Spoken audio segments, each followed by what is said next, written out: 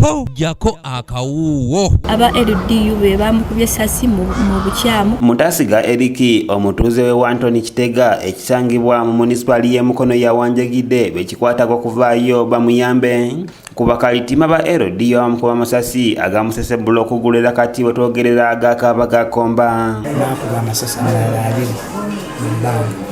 Kyensonga nti yali agezaako okwongera ku dispersinga abantu ng'enyo ajjakola ki amalebisi oba nali ku ground.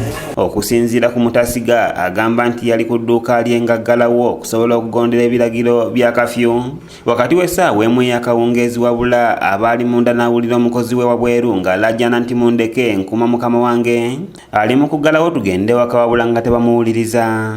Bakwata omwana minisiti berimere omwana omukozesa kakati bwegaayo okugenda ebyo nebabeera resistant naye bamasimu kakati ekyala yasooka yagamba kakute mukama waffe okubiri bajja yava kusimu alina orada fun inspection nti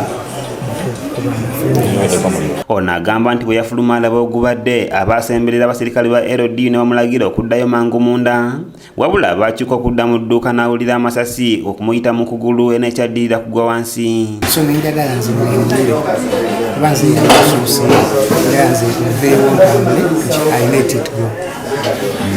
Naye already yali okoki nemodo already ngafunye oda ndowooza kubanga yakuba essasi mu bbanga eryasooka then nze already nkyusa entambula nakuna eryokubiri muki nekisambi emabega kwekugwa bwengwa natambula ebigere najja nantunuulira nempanika lungi emikono kati naddayo nakuba amasasi amalala abiri mu bbanga. Abamu ku bawangaala n'omulwadde okuli baganda be wamu ne mukyala we bannyonnyodde obuzibu bwe bayitamu omuli n'okubulwa ekyokulya mu kiseera kino eky'okusoomoozebwa ekirimu n'ekirwadde kya COVID-19.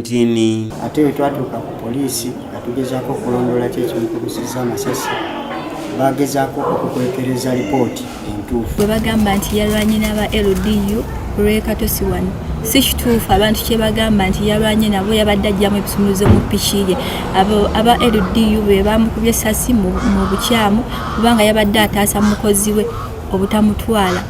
Kati nze kyensaba poliisi eveeyo elondooleko oyo omusirikale waabwe kuba nina abaana tuli mu ddwaliro sente zituweddeko. Poliisi eveeyo etuyambe tufune n'obwenkanya k'oyo omusirikale eyabakozi ekyo yamukubye essasi mu kugulu. Meeya w'ekibuga Mukono George Fred Kajimu awuubyeko olubu lw'ekigere mulago omulwadde ono gyali mu kujjanjabibwa n'ategeeza nga bw'ali mu mbeera etali nnungi kyokka n'avumirira ekikolwa ekyakoleddwa bakalitima. Ntegeddeko bulungi nti omuntu yakubiddwa amasasi Wantoni mu nnaku bbiri emabega ye Eriki Mutasiga ye nannyini ssomero eriri awo.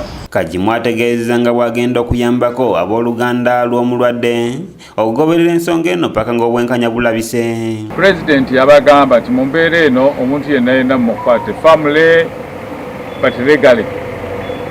Ensonga eno gye ndabye kakasa nti yakwatiddwa ku ngeri y'emu kubanga newandibaddewo ensonga yandibadde akwatibwa bulungi yandibadde nga atwalibwa ku poliisi ate natwalibwa ne mu kkooti. N'olwekyo nze ku lwange kyendabye nti waliwo ekikyamu era njagala abo ababadde ku duty aba poliisi bongere okunoonyerezebwako ku nsonga eno. Okubwa kwa Mutasiga kwaliwo akawungeezi k'olwomukaaga wabula nga wadde yatwaliddwa mu ddwaliro ly'essuubi ly'okuddamu okutambula tono ddala okusinziira ku byekusike okuva eri abasawo. Patrice Kyewalabye yakusakidde eggulire lino okulwa ABS Television. Omutima yagamba wenyagwa era mukwewola blues zinzimawo zendiwawulira nga newala kolansi